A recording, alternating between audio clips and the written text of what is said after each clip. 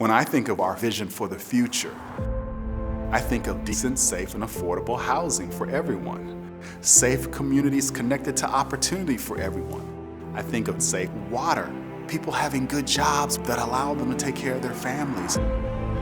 We want to have a founder's mindset to continue to bring this nation into its full promise, a promise of just and fair inclusion into a society in which everyone can participate, prosper, and reach their full potential.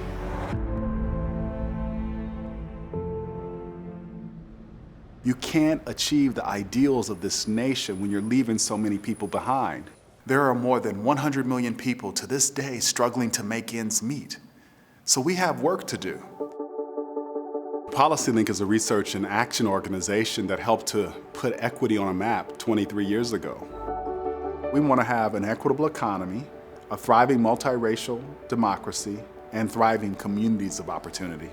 And we go about our work by advancing public policies that we think have the greatest benefit for improving the life outcomes of that 100 million.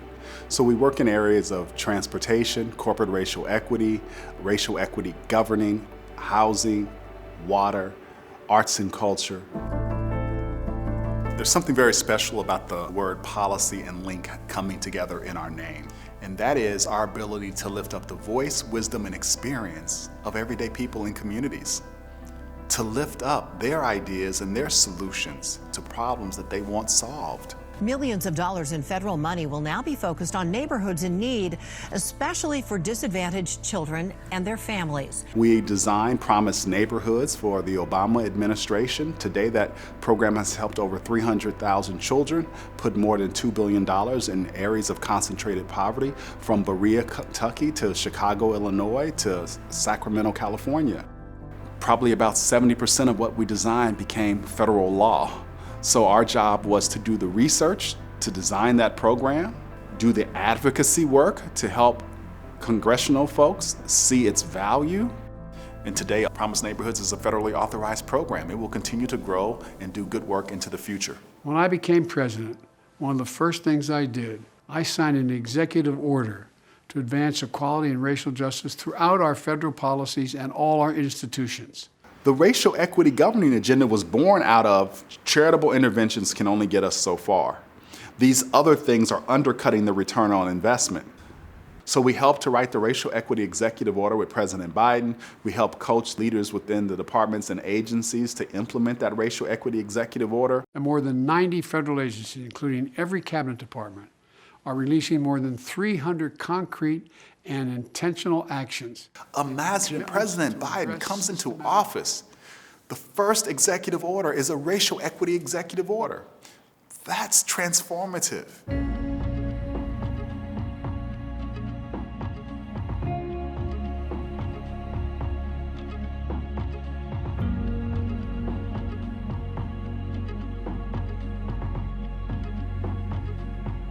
It's an unprecedented moment for business.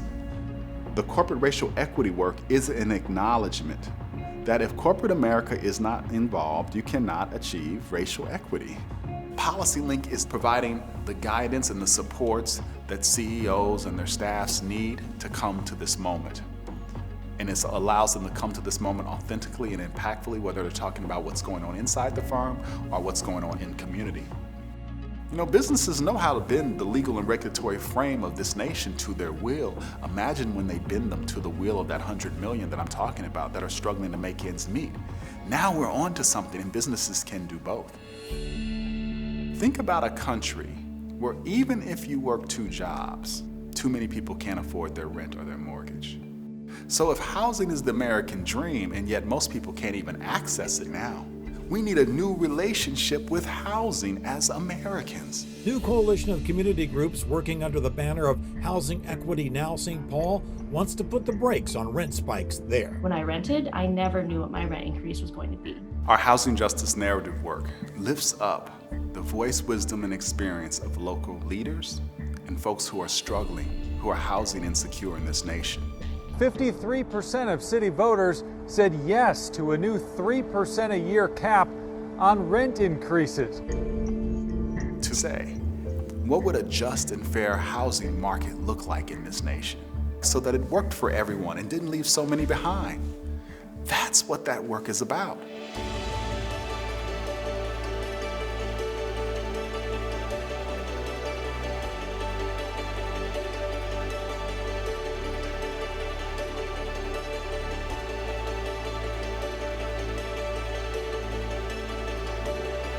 Winning on Equity was born out of realizing that it was not enough just to do charity work. It was not enough just to get policies passed, but that we had to fundamentally do that work and also tend to the design of a nation.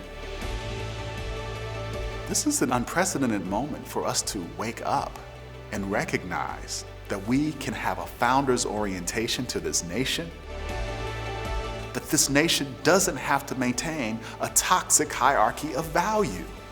We all are worthy. We all deserve to prosper.